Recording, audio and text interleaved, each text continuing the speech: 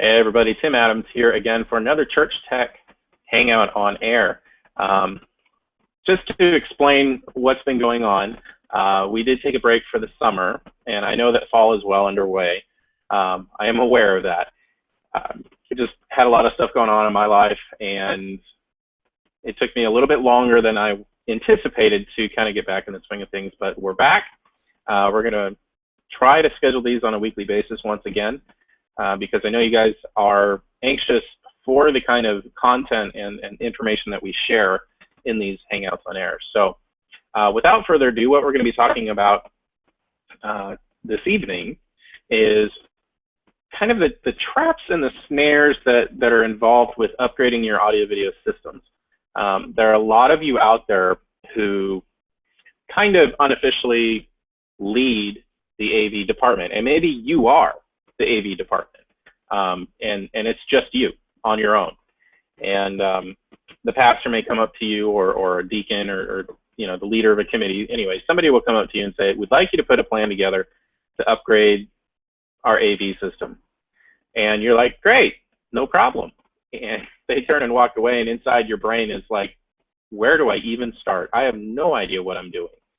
And so the idea that I kind of had for this topic is that I want to just kind of go over, 6 or 7 concepts that you want to look out for, things and situations that will help you go through this process smoothly without tripping yourself up or getting tripped up. So we're going to start off with the classic stewardship discussion. There are a lot of churches out there who don't have a lot of money. And I talk to churches. They're usually, you don't have to be a small church to have no money. You can be a medium-sized church, and you've got so much going on that you don't have any allocated for upgrading AV systems. And the mentality is such that the idea is to save as much money as possible, and that means getting the cheapest price on whatever equipment it is that you want.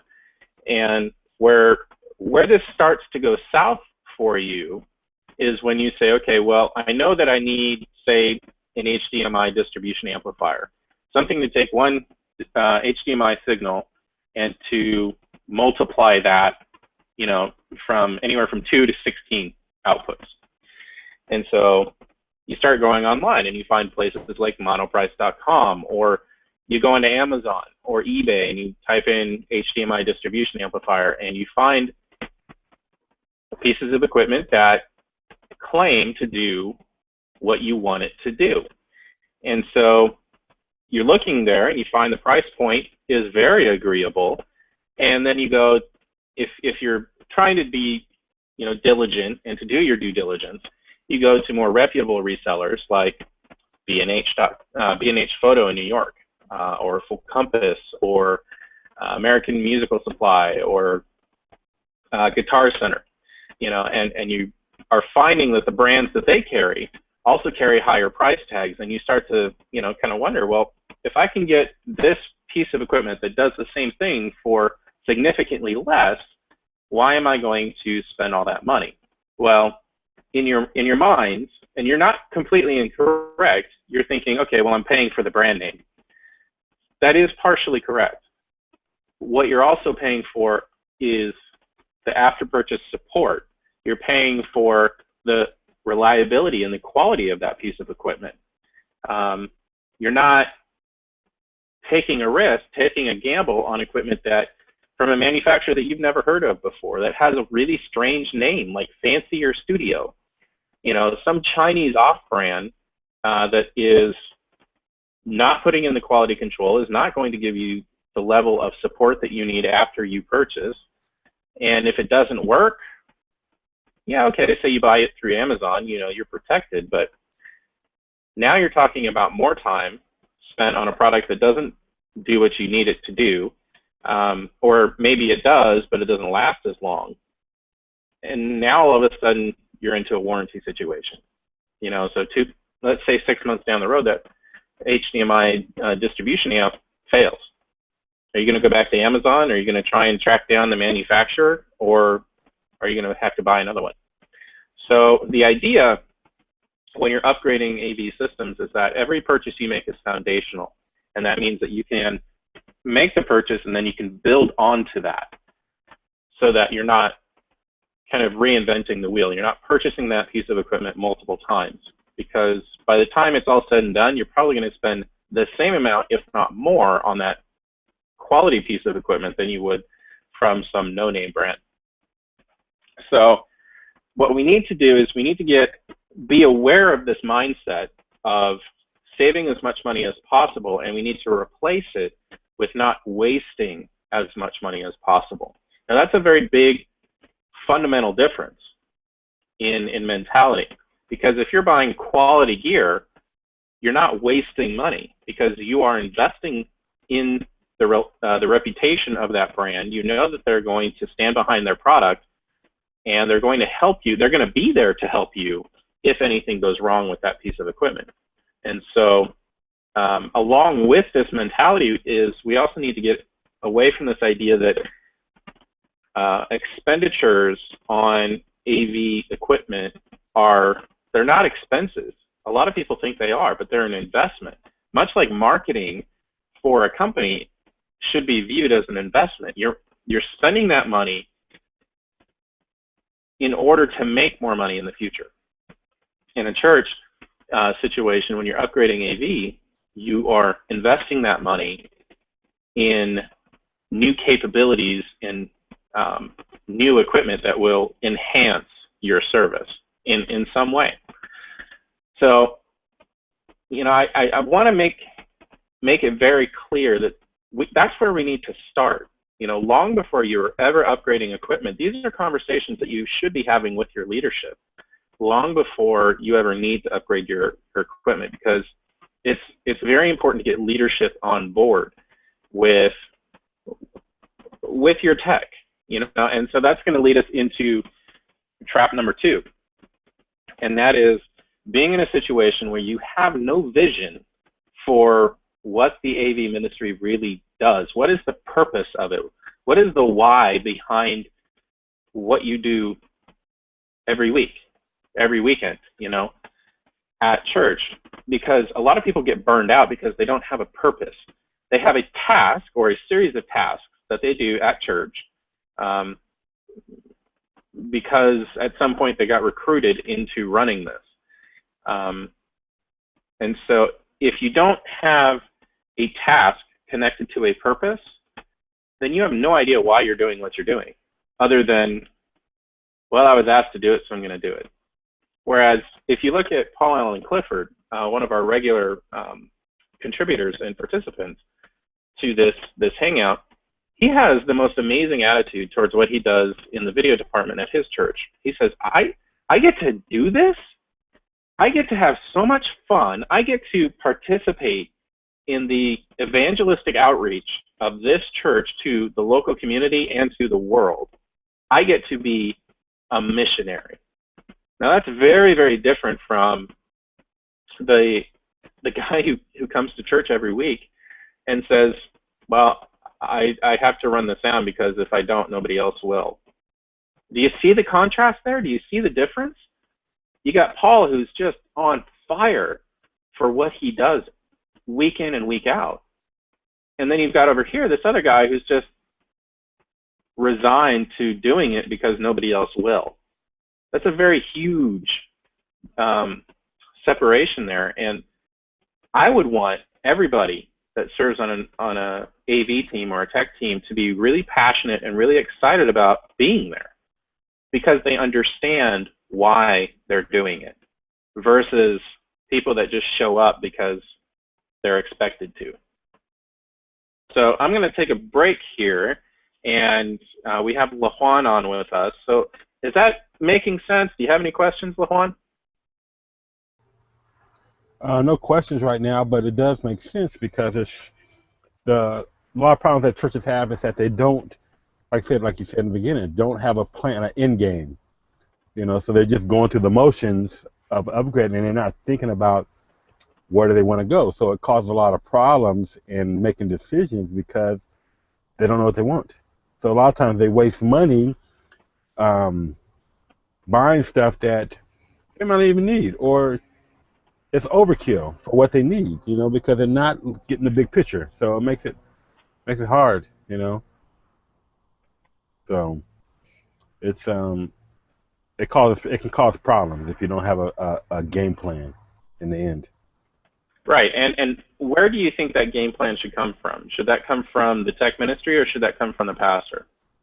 It should it one to be one it should be from the pastor, because the pastor has his goal where he wants to go, but it should be a collaboration. So once the pastor lets you know where he wants to go, then you can figure out what's the route right to get him there, and then that makes it easier. Then you know where you're going, instead of you're doing stuff and doing stuff to do stuff instead of doing stuff for the right reasons.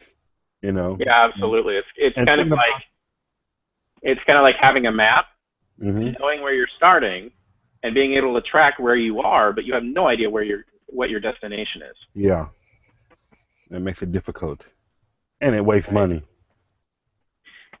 There is that as well. So really quickly, we have Charles with us as well.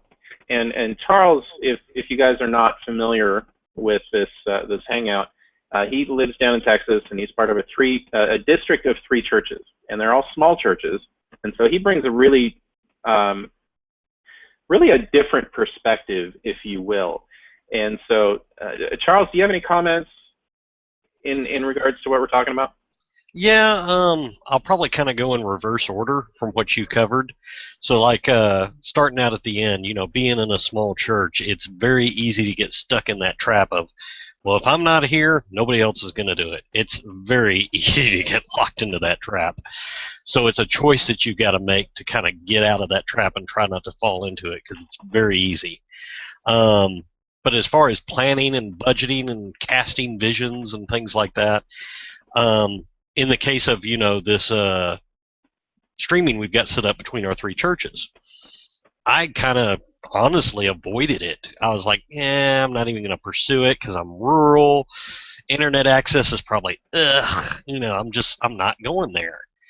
Well, we got a new pastor, and the new pastor was like, to help out the 3 churches, instead of traveling around and each church being without the pastor, he was like, well, how can I make sure I provide my services to everybody at the same time every week? And he was like, live streaming. So can we look into it? And when he first mentioned it, I was like, I don't think it's going to work, but I'll give it a shot. That was the attitude I took, which is kind of out of character for me. Usually if I think something's not going to work, I shut it down immediately. But I was like, all right, let's give it a shot. But I said, before we spend any money, do anything, we need to go to the other churches other than mine, figure out what internet they've got, what speeds they've got, do some capability testing, if you will, from a technology perspective.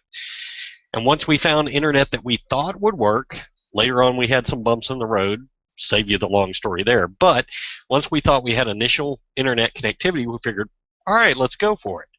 But we made a conscious decision to not invest a lot of money into the system in case the whole thing come crashing down. A lot of times churches, they get this idea, oh, we got internet access, let's spend $30,000. Well, yeah, then you buy all this equipment, then you got nobody to run it. You need to kind of start out small, but yet not shortchange your system in a sense that you pigeonhole yourself. You need to build it with a very basic system that you can grow. Not go to the end result where you really want to be, not really shortchange yourself and get it going with baling wire and duct tape, but somewhere in the middle. Anyway, so that's kind of what we did, and it's worked, and we're looking towards doing some upgrades. I was going to do them this fall, but we've got a series we're doing this fall that's going to keep us too busy, so it's probably going to be springtime when I start looking at an upgrade and whatnot. So, start trying to build upon what we've got. And there was a third thought there, and it's starting to leave me.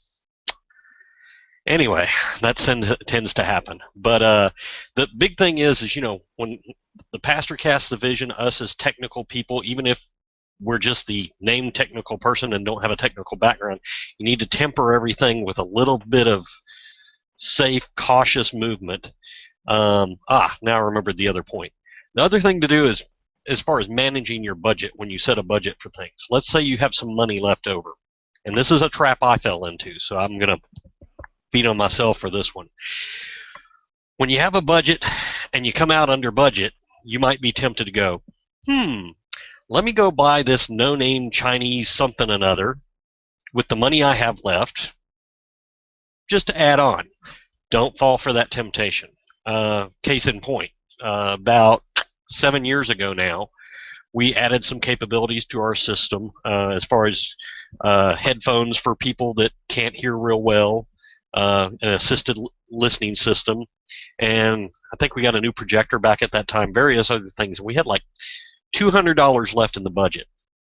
So instead of just holding on to that money into the budget and using that as building up a new budget for the next upgrade, I was like, how can I spend this $200? Oh, let me get this 4 handheld wireless mic system that's $200. Worst purchase I've ever made in my life. The biggest problem with these wireless microphones is the switches on them. I'm not that deep into electronics to know the terminology, but the switches are cheap switches. Anytime you bump or move that switch, it introduces a crackle or a pop into the audio. So I've got these 4 mics fed into one fader on my mixer board, so while people are walking out in the congregation with these mics, I'm keeping the slider down until I start seeing the little lights on these wireless mics move, meaning somebody's talking, and then I fade in the audio. So you like miss the first word anytime somebody speaks because I'm trying to get rid of the pop because of the low quality microphone. So long story, but simple point. When you're managing your budget, if you have money left over, use that for the next big upgrade. Don't try to get some quick value add-on that you think is a great deal, because it probably isn't. You get what you pay for, right? Exactly. All right. Excellent. And while we're talking about small church situations, and this can happen in any size church, and that is falling into the trap of doing it alone. And a lot of guys don't know where to start, and so they don't realize that there are people like Charles and Paul and myself and even a church tech community on social media. They don't think about looking that up, and they try and do it all by themselves based on their limited knowledge. And this goes hand in hand with the trap of knowing or not knowing what you don't know. And that sounds like a confusing phrase, but it's really, it boils down to this. If you don't know how to do every step of an upgrade process, then you need to go and find the people that do. And this, from a stewardship standpoint, so you're not wasting money, from a system integration standpoint, so that you know when you make that order of equipment and when you're installing the stuff or having it installed, all the pieces are going to fit together and work properly. Because remember, you're being given a budget, and it could be a $500 budget, it could be a $50,000 budget, but it's still a budget. People are trusting you with money to know how to spend that wisely. So that's one thing to consider. The other thing to consider is that the church is also trusting you to essentially guide the process through. And that's a lot of responsibility. And so it's not something that you want to be cavalier about. It's not something that you want to say, oh yeah, I can do that, and you have no clue how to do it. If you don't know how to do it, please reach out to people like me or AV consultants. They're a Google search away, I promise you. And consulting, me personally as a consultant, I really do prefer to be on site when I'm evaluating a space. I don't like necessarily to do it with pictures, but we can do it. Will it affect the quality of the final outcome? Possibly. But the point is, get help. If all you do is contact somebody and say, look, I got some questions. Great. You're miles ahead of the guy who doesn't. And for some of you out there, that means you got to swallow your pride. You know, you've been in charge of the AV ministry for 20 years, and you're really stuck in your ways. Well, okay, that's fine. But if you're going to get in over your head, then you're in over your head, and you got to kind of suck up your pride, and you got to say, okay, look, I'm in over my head. I don't know how to do this, so let's go find somebody that does.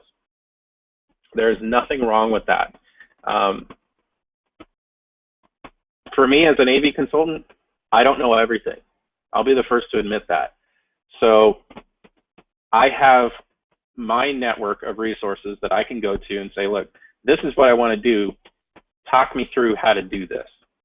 Because at the end of the day, my job is to produce a final product that meets their needs, if not exceeds what they are expecting, and it also is foundational that they can build on. It all goes together, and it's flexible to the point where it gives them more capability than what they currently need, because you got to think about the future when you're doing stuff like this. You know, so if you currently need 4 outputs, pay the little bit extra and get the 8 output option, so you have room to grow. So yeah, all of that to say, don't do it alone. You know, there's a saying that says it takes a village to raise a child, and you know, I'll put another saying out there: it takes a tribe, or it takes a family to run an AV ministry, and to do it well. You know, at my church, it's not just me. I've got an amazing team of people that help me every week, to the point where I don't have to be there most of the time if I've got other things going on, and I know that they've got it covered. So don't do it alone, please. There's no reason to do it alone. You don't have to, and there's no reason why you should.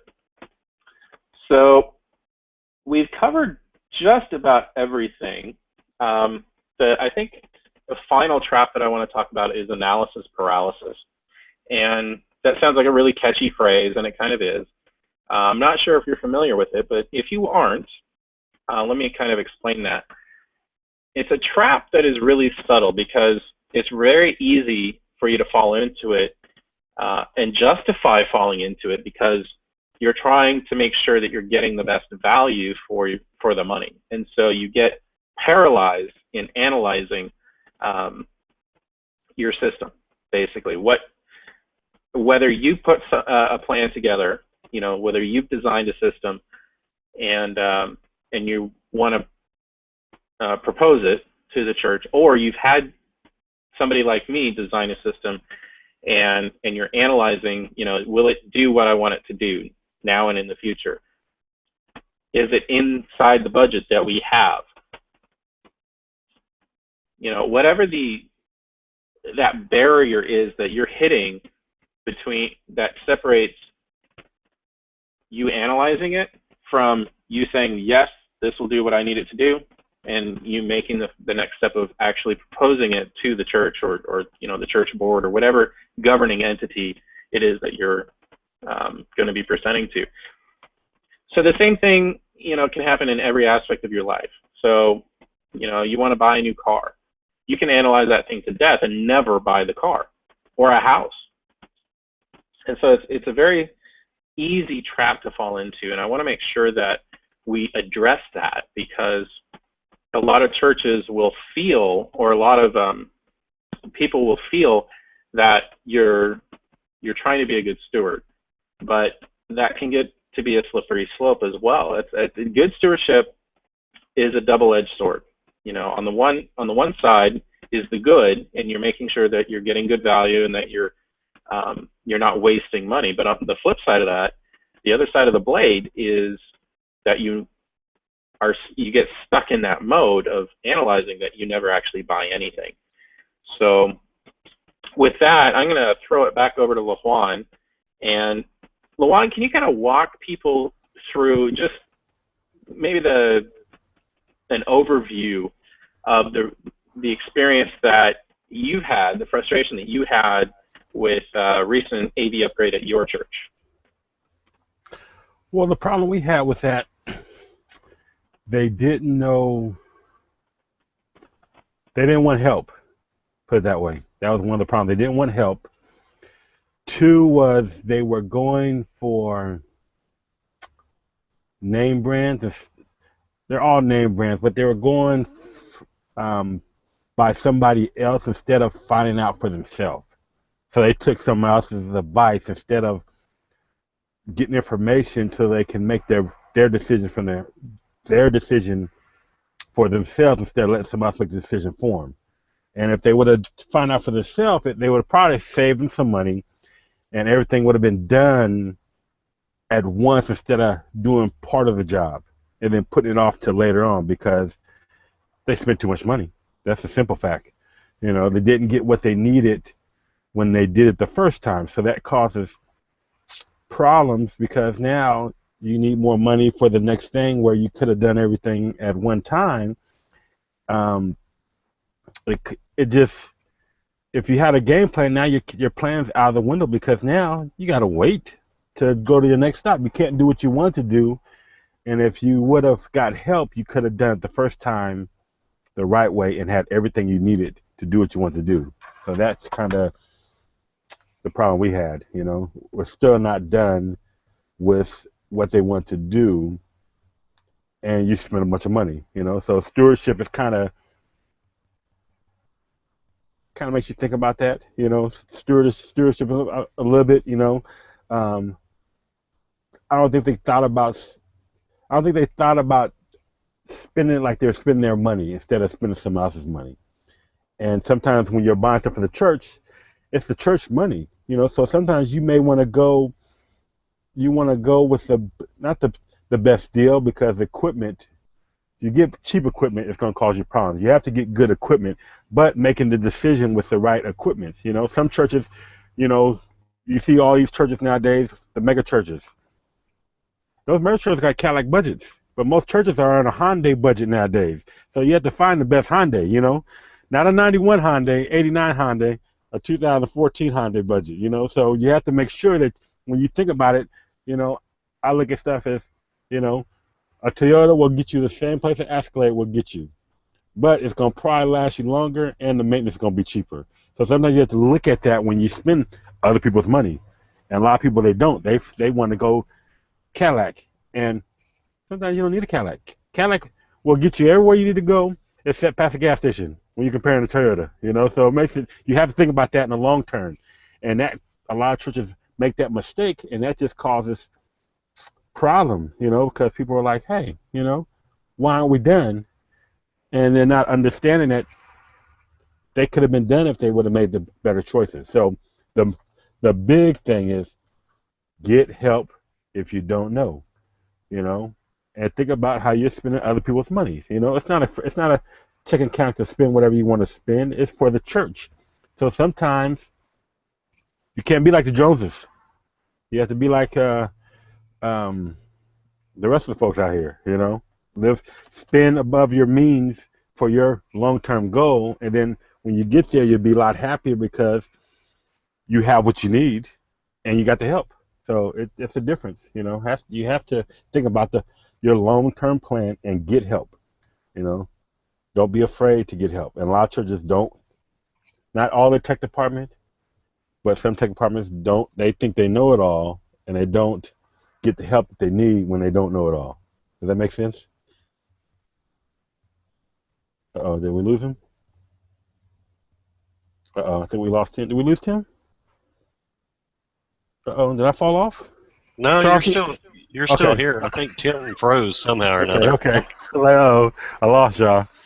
But yeah, that's the big thing. Get help, you know. Don't be afraid to ask for help because, you know, you don't get help. Now you have issues later on because you didn't get help and you're still not done. So that's my little 2 cents or my nickel. My nickel, you know. But yeah. But Yeah, well, until Tim gets back, I guess I can kind of add in here. I mean, that's the biggest challenge, though, with churches, especially in small ones. You know, I actually work in computers, so I've got the technology side down, but sound and projection is not necessarily my thing. Mm-hmm. And when I've had needs there, yes, I reach out for help. But I mean, in a lot of churches, sometimes the person that's running the sound system barely even knows how to do that, Yeah. and doesn't even know of the resources available. Right. So it's very easy to get locked into that trap of, oh, let me try this, and then go, uh-oh, I wasted a ton of money and it didn't work. Right.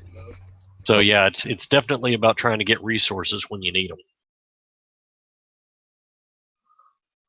But unfortunately, that's about all I can add. You pretty well covered it good there, Lawan. So I guess we'll wait and see about Tim getting back here.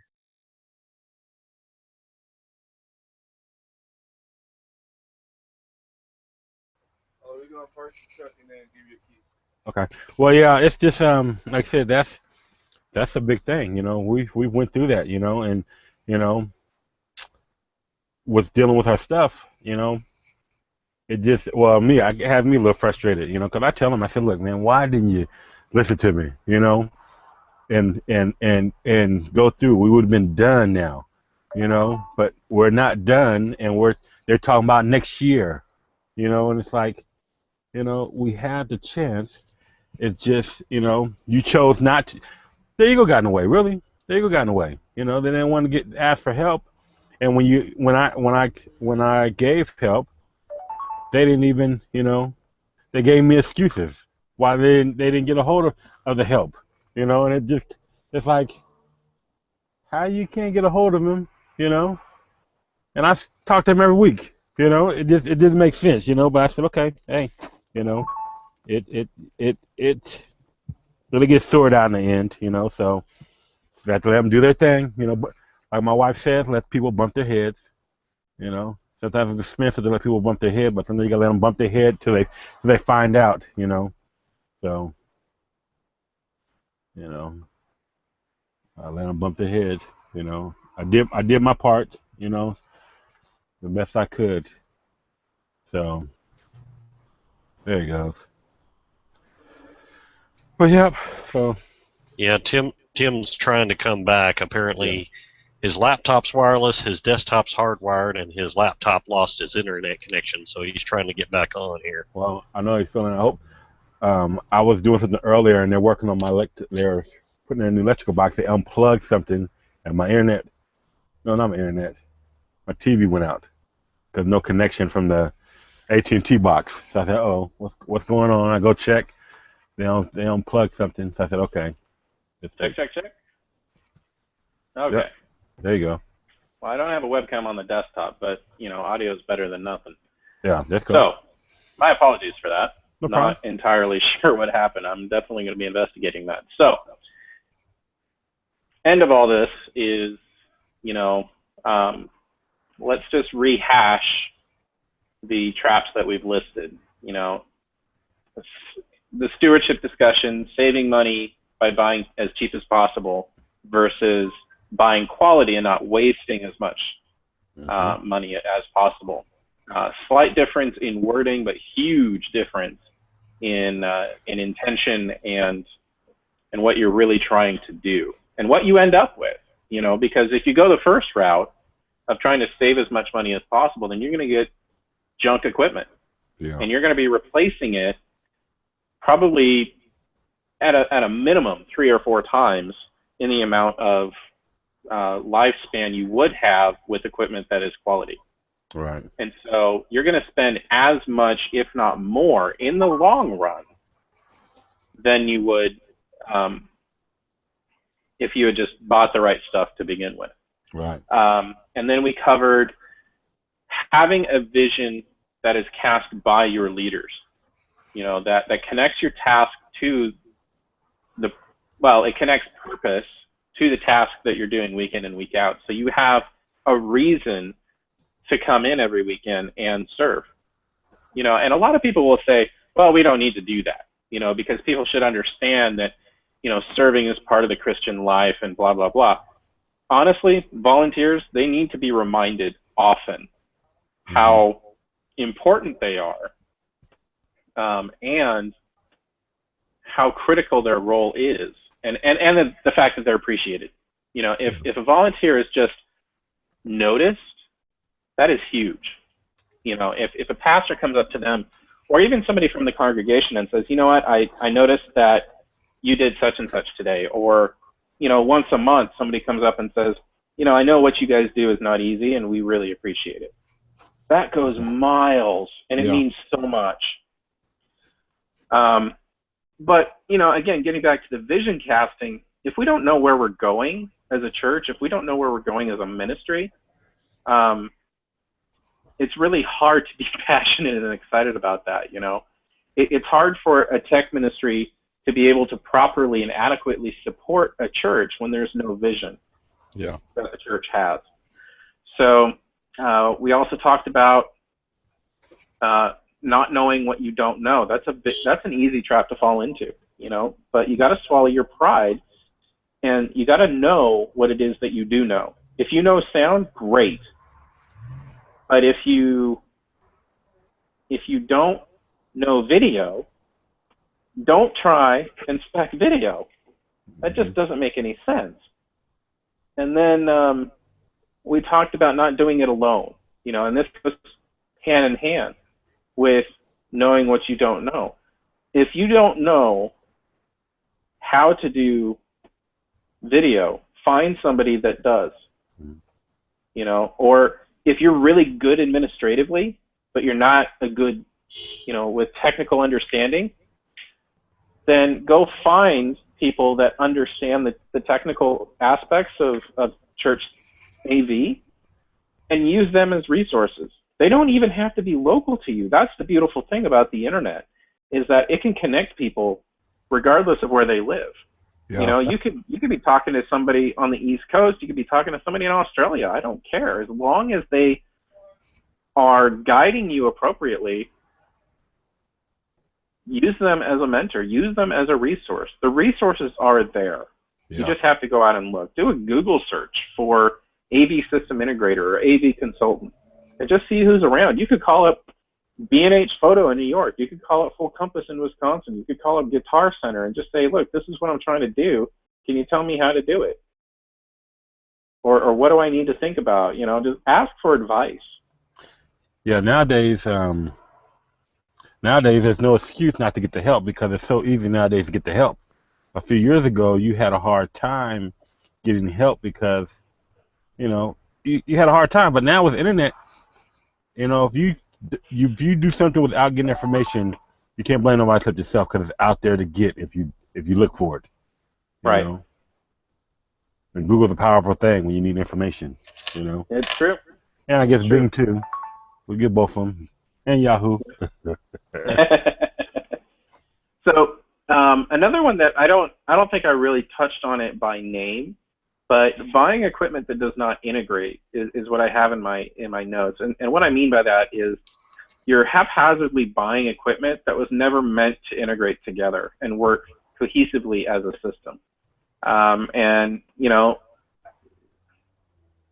sorry guys, but I'll call you out on it right now. I'm talking to you guys that go down to Fry's. I'm talking to you guys that go down to Radio Shack. I'm talking to you guys that go onto Amazon.com and pick up one or two pieces at a time because that's all you can afford. That practice has got to stop. Now, I'm not saying that those are bad vendors or bad sources for equipment, but if you don't know or you don't have a plan for every piece of equipment in your upgrade and when you're going to get it, where it fits into the system, and which piece you need to buy in what order, then I'm sorry, but you're wasting the money. You're wasting the church's money because you need to have that information to do it right. You need to make sure that every purchase you make is foundational. And you've heard me use that term a lot in this Hangout, and that's because it's critical. If you're buying equipment that does not function without other equipment, then why are you buying it? I mean, let's just call the kettle black, you know? I mean, come on. Yeah. If you need another piece of equipment in order for something else to function, then you need to get the first piece of equipment first. Right. I mean, you would think that's common sense, but I see this done all the time. You know, and if you are running down to Fry's or something and you're picking up something cheap because you need a solution now, that's totally different than you running down and doing the same thing because you want that piece to last for 4 years or whatever. Yeah, you know, that that's a doesn't totally work. different. No, it doesn't, Yeah. and you shouldn't be doing it. Right. So, and then finally we talked about analysis paralysis. And that is just getting stuck in a rut of analyzing any new proposed systems, either something that you've come up with yourself or something, a system that a consultant has designed for you, and never getting past that to the point where you're actually buying equipment. Right. And I'm actually going to take that a step further. If you've asked a consultant to design you a system, and then you go back to them 2 years later and say, okay, we're ready to buy that system, you're not going to get that system. Plus, change is so the quick. way it is. Well, yeah, I mean, technology changes too quick, and every 6 months nowadays, stuff is changing. So we're talking 30 days, buddy. Yeah, it's always something new coming out, but you have to think about that. Everything's changing. It makes a difference, So don't wait. Oh, absolutely.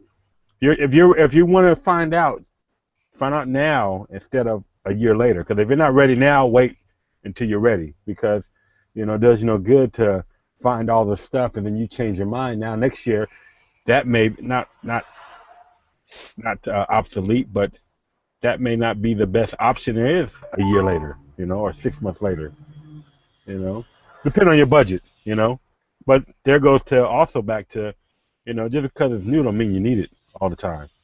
That's the other problem. But well, yeah, absolutely. No, oh man, totally. I mean, I've had, so just to put some real world experience in here. I've been working on 3 rather large AV upgrade proposals over the last 2 months. And I had one that just in the last week went from 38 grand to 29 grand to 27 grand, now it's down to like 26. So it's one of those things where if you're not on top of it, then the system that you think you're going to get 2 years in the future, because that's how long it takes you to raise the money, at that point, all you're really asking the consultant to do is to create a system for you that gives you a ballpark estimate of how much that system is going to cost you, which is fine. There's nothing wrong with that. But you have to realize that that's what it is that you're doing. You're not asking them to design a system that you're going to be buying in 6 weeks, because you have that kind of money sitting around. And a lot of churches that I work with, that's what we do. I have to take the long-term approach to it because they don't have, 5 figures worth of money sitting in a bank account. They might have 4, they might have 3. But at the very least, it gives them an idea of the kind of money they need to have on hand in order to purchase the equipment. And a lot of churches choose to do things in phases. But like LaJuan's experience, if you're going to do that, then you need to plan to do that from the beginning. Once you understand what this thing is going to cost, and then when you're making purchases, whether you're buying a few pieces of equipment at a time or however those phases are broken out, it gets really complex and complicated very quickly, because it's even more critical in that situation, that scenario, to understand what equipment you need when and in what order. Because if you're buying, say, projectors and screens, but you don't have a computer to sense any signal or content to those projectors, what's the point? So it would make a lot more sense to buy the computer first, if you can't buy everything together, and then buy the projectors and the screens. Now that's kind of a duh scenario, but let's see if we can think of another one. Okay, so let's say that you want to upgrade your video and your lighting. Okay, this is one I run into all the time, and a lot of people will say, well, let's upgrade the video and then we'll do the lighting. Well, I prefer to do it in reverse order, and the reason is people have this misconception that when they upgrade their video equipment, it's automatically going to make the image that they record or that they stream out better quality. Well, if you've got crappy lighting, it doesn't matter if you've got, you know, $40,000 cameras. There is a finite limit to how good your image is going to look without adequate and proper lighting. Whereas if you invest in the lighting first, you can make it look awesome for the live audience well before you start recording and or streaming your service out to the internet audience. And if you light it in such a way where it looks good for camera, that means it will very likely look good for the live audience as well. Whereas if you light for the live audience, or the local audience, let's call it that, if you light for the local audience, that does not necessarily mean it's going to look good for the live audience or for the cameras. So you got to think about these things in advance. And what I have found is that a lot of churches get stuck and they fall into these traps and they get caught by these snares, and that's kind of the whole point of this hangout today, is to kind of give you a heads up as to what some of those traps and what some of those snares are that you're going to be facing on the journey to upgrading your AV equipment and your AV system.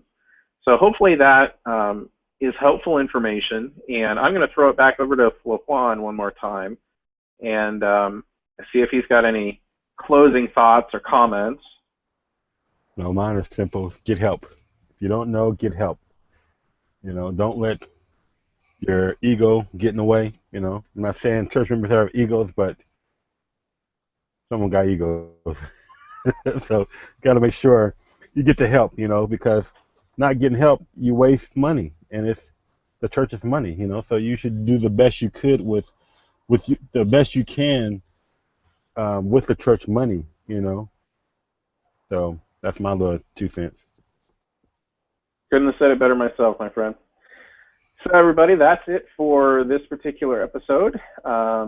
Be sure to check back often, as like I said, we're hoping to get these cranked up again to once a week. So next week, the topic will be posted in the Church Tech community, and if you're not part of that, hop on over to Google+.